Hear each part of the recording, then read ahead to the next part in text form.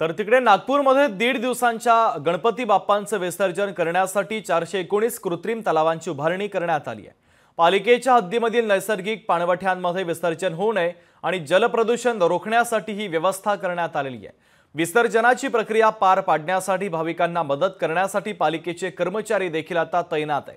महापालिकेचे कर्मचारी आवारामध्ये स्वच्छता ठेवणारे प्रदूषण मुक्त सण साजरा करूया आणि मूर्ती विसर्जनासाठी कृत्रिम तलावांचा वापर करावा असं आवाहन महापालिकेचे आयुक्त डॉक्टर अभिजित चौधरी यांनी केलं आहे। जर नागपूरच्या फुटाळा तलावाच्या परिसरातून आढावा घेतला आमचे प्रतिनिधी ज्ञानेश्वर पवार यांनी पाहुयात। नागपुरात प्रदूषणमुक्त गणेश उत्सव साजरा करण्यासाठी महानगरपालिकेकडून विशेष अशी व्यवस्था करण्यात आलेली आहे। नागपूर शहरामध्ये आज 1.5 दिवसाचा गणपती जो आहे तो विसर्जन केला जातो आणि शहरातील जे काही छोटे गणपती विसर्जित होतात त्यासाठी जे आहे ते असे विशेष 419 कृत्रिम तलावाची उभारणी आहे ते महानगरपालिकेकडून करण्यात आलेली आहे आणि या परिसरामध्ये जे आहे ते प्रसाद फूल हार वगैरे हे जे काही कचरा होतो तो कचरा लगेच स्वच्छ करण्यासाठी या ठिकाणी महानगरपालिकेकडून कर्मचाऱ्याची देखील नियुक्ती करण्यात आली आहे आणि त्याचबरोबर लोकांना काही मदतीसाठी या ठिकाणी महानगरपालिकेचे कर्मचारी जे आहेत ते तैनात असणार आहे। सोबतच पोलीस प्रशासन देखील यावर देखरेख करणार आहे।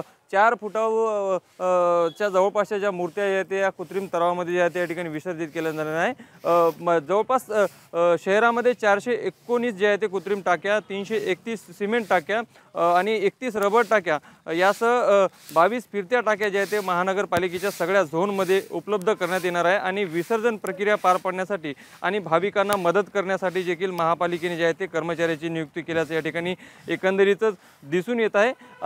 एकूणच जर बघितलं तर यामागे जे आहे ते प्रतिवर्षी जे आहे ते प्रदूषणमुक्त गणेशोत्सव साजरा व्हावा या अनुषंगाने महानगरपालिकेकडून अशी विशेष व्यवस्था करण्यात येते। मी आता फुटाळा तलाव परिसरात आहे। लोकशाही मराठीकरता मी ज्ञानेश्वर पवार, नागपूर। लोकशाही मराठी ऐका, पहा, जागरूक रहा।